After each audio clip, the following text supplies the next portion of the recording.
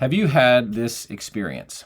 You take a huge full breath before a long phrase. You engage your abs, you raise your ribs like your teacher or that person on YouTube told you to do, and you still run out of air before you can get through it. Or the opposite of this experience, you take the same full breath as described before, and about a third of the way through the song, you're feeling like a bike tire being pumped up past its recommended pressure limit. I know what happens when you do that. To the bike tire anyway. If either of these experiences ring familiar, you're in a very large club. You may have been told to support more, to use your core, or to breathe better or bigger or deeper, to tank up. That was always the one I heard. But here's the thing. If your phonation, the way your vocal folds vibrate, if your phonation isn't efficient and manageable, you're going to have one of two problems. Number one, if breath is escaping faster than you want, then you're going to be losing air like an absconding party balloon. Or number two, you'll find yourself mid-song, overpressurized in your torso and at your folds, but mysteriously also feeling oxygen hungry. Both scenarios are terribly unpleasant, so let me help you fix those today. Hey there, my name's Dan Calloway. If you're new here, I teach musical theater voice and vocal pedagogy at Boston Conservatory at Berkeley. More than 25 years kicking around on equity stages, more than 15 years helping singers get to work on Broadway, national tours, regionally, and around the world. And I'm very glad you're here with me today. Most singers I work with don't have an isolated breath support issue per se. Once you learn the basic mechanics of how the muscles of your torso welcome air in and move air out, people are pretty good at providing the breath energy needed to vibrate their folds.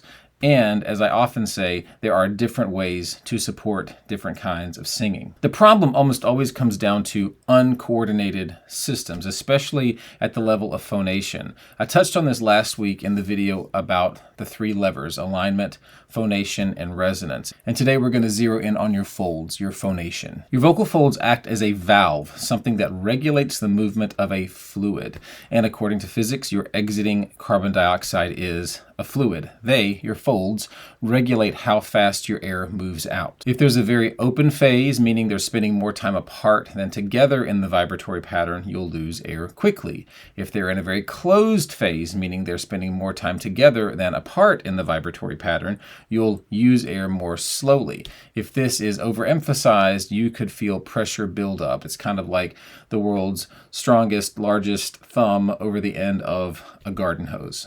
So understanding how your provision of breath energy interacts with the available vibratory patterns of your folds, and there are many available patterns, is huge in being able to predict and measure the rate of outflow so you can feel confident in how you're crafting a particular song. But it's also important to understand this because after you've determined you are in fact providing ample support, you can then address other factors that might be causing you technical frustration. So it's never about pushing or working harder. I still remember a handout I got in a workshop with Joan Lader 25 years ago, and at the top the title said, "Is it easy?"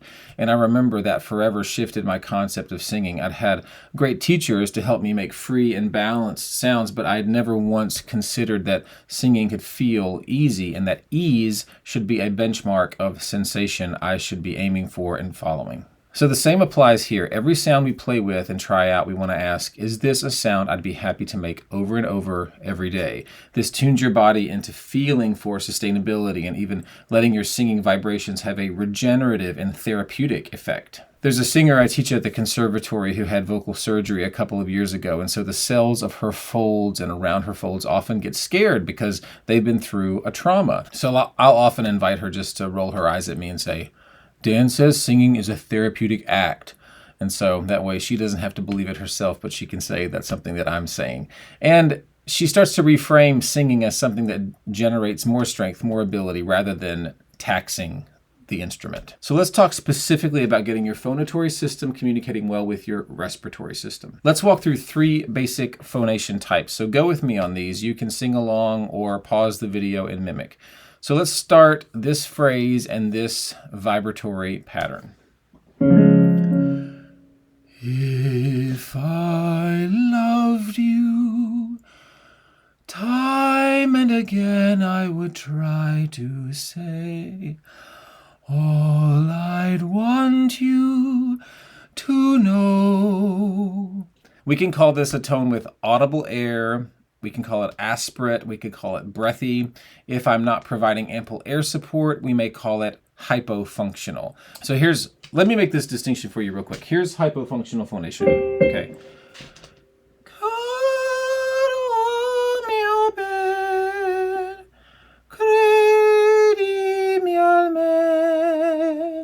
Okay, so if I just add a little bit more breath energy to that same shape, this happens, okay?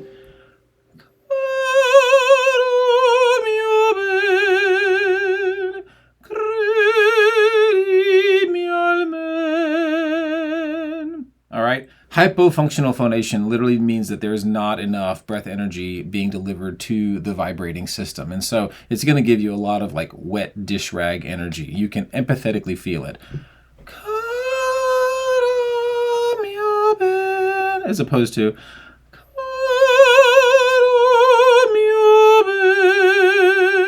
so we do want to experiment with increasing the breath energy sometimes. Ask yourself, am I actually providing enough breath to get the vibration working in an efficient way? And once that box is ticked, then you can move on to other issues. But then what if I want to take that into a different direction, okay? So if I want to go, Caro mio ben, credimi almen. I had plenty of breath support, but I shaped the tract in a way that promoted audible air and whisper in the tone. And as you can hear, this is a sound we actually hear a lot. It's a sound we can choose to make where there's audible whisper in the tone. For one reason or another, the folds are not closing. They are slightly abducted, so a little open. This can be caused on an intrinsic muscular level inside the larynx, and especially in younger treble voices, these closing muscles can take some time to develop, so patience with this is important, or it can be caused from a vocal tract coordination. If you whisper, you can feel this happening. If I loved you. The folds aren't closing fully, so we just get a slight hiss coming through the folds. So if you just move from whisper to tone, you can map and feel the difference inside your pharynx as to the changes that are happening. So for me, I can feel more of a medial lateral squeeze on the whisper. If I loved you. And then a release and a widening in the tube when I let the tone come through. If I loved you. And again I would try to say. So letting yourself play with contrast is very helpful here. Move from whisper to tone, and then you can play with what's in the middle. You can go from a tone that has no audible air to adding some back in and noticing the sensations you feel in the tract. So if I have, if I loved you, time and again I would try to say. So playing around with all those different variables. How does that feel in my vocal tract? How do my pharyngeal constrictors feel when I'm adding audible air and when I'm letting it release out and providing a more balanced, vibrant tone? And pay attention to what that feels like coming through, and soon you'll be able to see the table full of sound options that are in front of you. You might be asking, but what if I can't make a tone without audible air? And I will get to that soon, ways to troubleshoot that. But with the audible air, notice all the places when you might want to use it. So you might want to use it in a kind of croony moment, like, someday when I'm awfully low, when the world is cold, I will feel a glow. Or you might have kind of like a Prince-inspired moment, like a don't have to be beautiful. And then you can add audible air to that. Don't have to be beautiful. Playing around with constriction and seeing what allows some tone through and what makes it very whispery. A lot of different times when you want audible air in your sound, you just have to remember that air is going to move through quickly, so you have to plan your phrasing accordingly. All right, so that's a production with audible air, breathiness, aspirate production, maybe hypofunctional phonation. Again, you just have to check breath flow. Is it ample? And if it is, then we go to tract. So it's a sound we can choose to make, and that's just the thing we're going after. We want to have a choice about it. On the other end of the phonatory spectrum, we have hyperfunctional phonation, and you guessed it, that's when the vocal folds are closing in such a way that the valve becomes very pressed and air is coming through in a very pressurized manner. So when you hear a voice struggling with this, you can feel a sense of stuckness or effort in the sound. So again, come along with me on the sing along, mimic, pause, and experiment. So let's sing this with this kind of phonatory pattern, a more hyper-functional, yeah? So if I go, if I loved you, time and again I would try to say all I'd want you to know. Okay, so on this one, as far as breath amount, I had plenty, but who wants to feel this song coming through like that? I mean, could you imagine saying this to someone with that phonatory pattern? Like, I'm really in love with you, but I just can't bring myself to actually tell you about it. So you see, just asking myself, who am I and what's happening in this story will tell me a lot about what's going on vocally. But this overwork often comes from a lot of different assumptions our bodies make. We sometimes view the voice as originating from the throat rather than air vibrating through here. So that sets up a muscly idea of creating from the larynx. And also letting expressive vibration move through us can be very tricky on a sensory and emotional level. So all kinds of muscles around here, the tongue, the chewing muscles, the pharynx, they can try to engage to stem the emotional flow. That's very natural. Learning how to let emotionally charged vibration through a softened space can feel very vulnerable and unfamiliar. So give yourself a lot of grace as you explore. But here again, contrasts are going to be useful. Go ahead and let yourself make all the pressed and muscle sounds you want just to feel what's going on. You may need to access these shapes for certain characters. I mean, Kristen Wiig made us laugh really hard with the Target lady, and she had very muscled, pressed phonation. Remember her? She's like, oh, hello, welcome to Target. I'm so excited. I'm feeling kind of faint. I'm going to eat half an almond. It worked.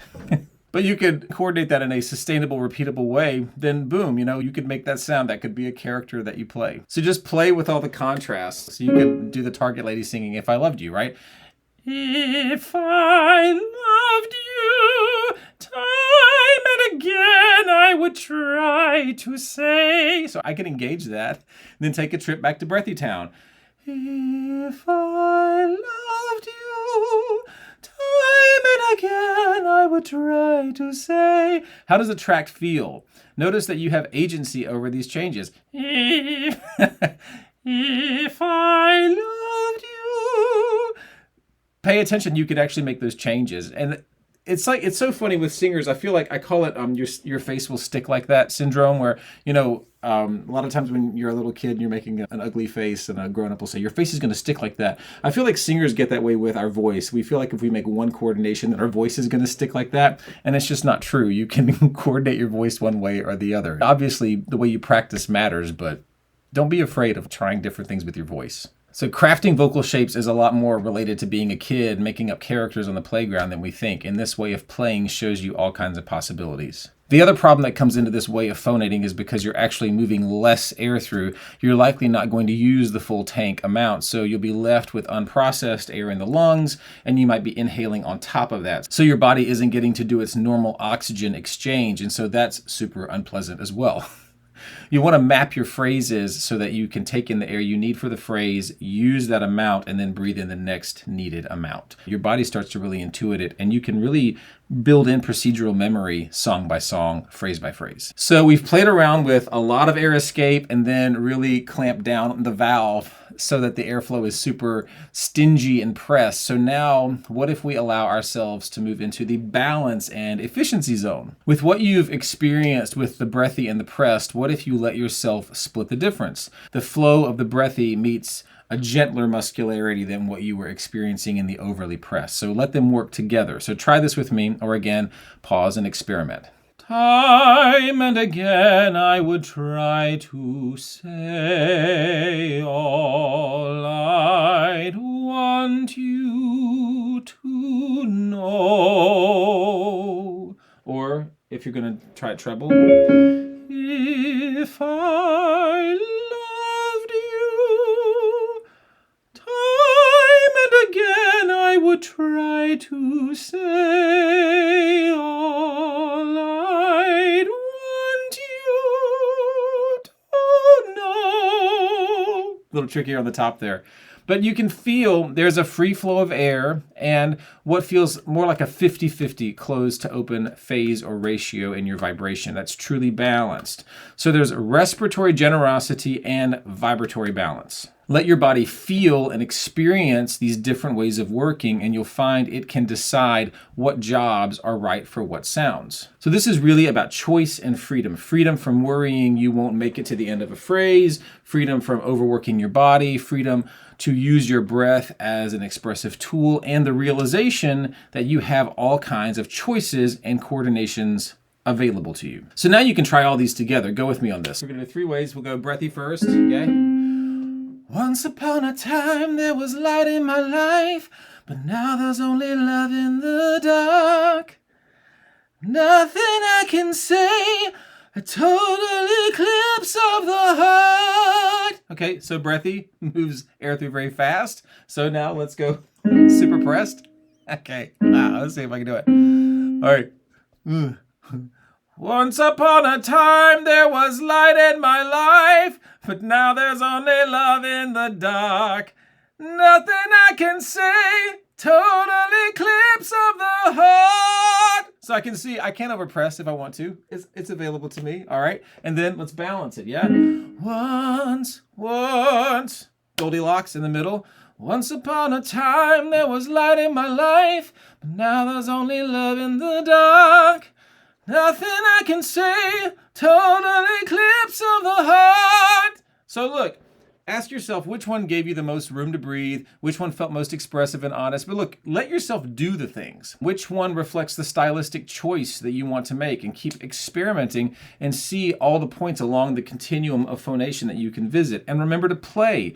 It's hard when we feel like we have a problem to solve. We get stressed and we want a solution. But if we remember there is an answer, there are coordinations available, we just have to be willing to leap into unfamiliar sensations and try new things, then we can find our way through. And this is how you become your own technician. You listen, you experiment, you adjust, you feel. You get to know how things feel in your body and how you can imagine things. If you're struggling to coordinate a tone that has efficient vibration and feel like you don't have control over whether or not there is audible air in the tone, here are some tools to help you. So you can leverage semi-occluded vocal tract exercises, SOVTs. My favorite one is the one I showed you in last week's video, the loose lip. So try this with me. Just blow through.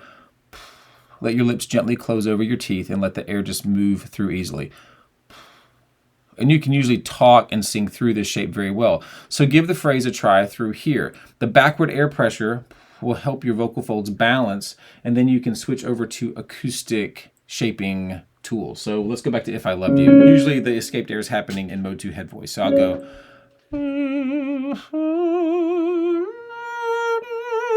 Notice if the habit is to push or constrict.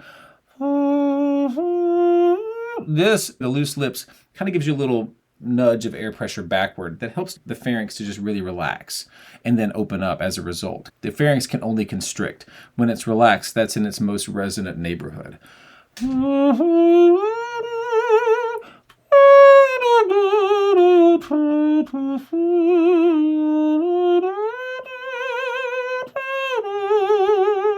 Then you move gently out of loose lips into open mouth and see what needs to adjust to maintain that efficiency you get from the air pressure. So try this with me. We're going to go from loose lips into more open mouth. And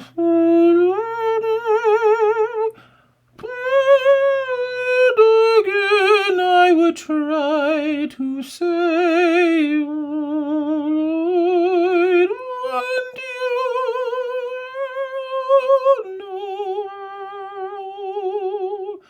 So you're just experimenting, how do I have to change my tract shape in order to get the same benefit of acoustic vibrancy that makes my phonation really efficient? So just keep playing around with that. See where your tongue moves, see what the relationship to the pharynx is, and do some exploration. And you can use any SOVT or nasal consonant to create this balanced feeling. You can do a lip buzz, V, Z, NG, M, N. So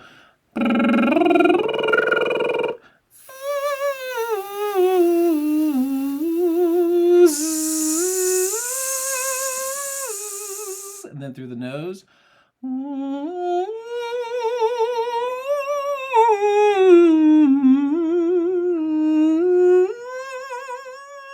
Yeah, so keep playing. Buzzes, V's, and nasals. See what helps you link up the air pressure advantage with the tract shaping advantage. You can also do the Goldilocks method we've been doing, so go ahead and make a breathy as you can sound, like what's causing that. Give yourself permission to feel what coordinations do that so you can choose it rather than being obsessed over how to avoid it. This gives you the gift of contrast. So super breathy. If I loved you, time and again I would try. I'm feeling constriction in my pharynx. I'm feeling that causing the breathiness. And so now super pressed. If I'll be target lady, huh? If I loved you, time and again. I'm giving a little bit of Miss Piggy here. Oh, Kirby, if I loved you, right? So you can play with it, all these voices, right? Time and again I would try to say. All right, so you can do that. So what's going on? My tongue was engaged way back in the pharynx. What if I leverage that softly? A time and again, yeah. So I'm just gonna let my tongue be a really soft marshmallow. I'm gonna let it fill up all kinds of spots, make all kinds of acoustic bottlenecks and see what happens. It's gonna let it float up, let it sort of float back into the pharynx. So it's just slightly and gently. Time and again I would try to say all I'd want you. So then you can play around with the whole continuum. If I loved you, time and again I would try to say. I mean, literally play with it. Make the sounds you don't want to make so you can say, oh, I can make that if I want to, and I might be able to use that in a context. It just gives you a lot of permission. You're not avoiding something. You're saying, oh, that's what that feels like. That's what that feels like. I can compare it to that. Oh, and that's what that feels like.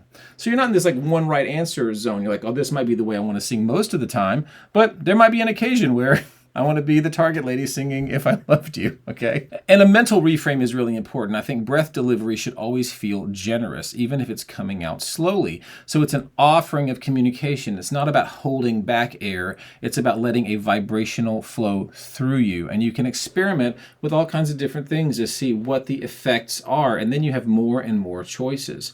You get to partner with the physiological and acoustic realities of your voice. You get to cooperate and collaborate with it, not coerce it into some form of submission to an idea that might not even be physically factual or executable. If you have been working and trying hard and struggling, hear me on this. Nothing defective is going on. If you suspect you may be dealing with a vocal pathology, then certainly get yourself to an ENT and get images of your folds to rule anything out that needs attention. But barring that, you don't need more force or repeated spaghetti at the wall, stumbling in the dark, maybe this is better, maybe that is better attempts. You need a clear map that shows you what connects to what and how your different vocal systems interact. And if your model of support or your idea of support leaves you either drained from air escape or overpressurized and tight, then you just need a new model. I have spent a lot of time really confused about support relating to phonation, relating to resonance, relating to articulation, because I didn't have a handle on how each was affecting the other. So it was actually some really solid teaching in grad school that helped me to understand how the systems of the voice interact. And if more singers had a grasp on this, more folks would be able to troubleshoot and solve issues on their own. And that's what I want to give you, tools for understanding so you're working with less confusion and more clarity. Confusion, in my experience, is super painful, so I want to relieve that for you. So your experiment for this week, pick one phrase or as many phrases as you like, sing it in all three phonation styles, breathy, pressed, and balanced, and then drop a comment and tell me, did you learn anything about your own coordination or notice a new helpful sensation when you played with these different choices? Let us know. The comments on these videos end up being really good supplemental education because you all ask really great questions. And if you want guided, practical tools to rebuild from the inside out, phonation, breath, resonance, articulation, artistry, beyond, the studio resource library is definitely for you, so check that link in the description. I would love to see you in there. And if you want more specific guidance on tract shaping, check out this video I did about the tongue and its role in acoustics and resonance, especially if you're struggling with having a choice with to be or not to be breathy. You're learning to coordinate, to listen, to feel, and to trust your voice. That is a beautiful thing. So I invite you to say this with me. There is only one me, and somebody would love to hear the story that only I can sing. It's hard to say about yourself, isn't it? I have a hard time too, so that's why we're practicing it. Love much. Now go sing.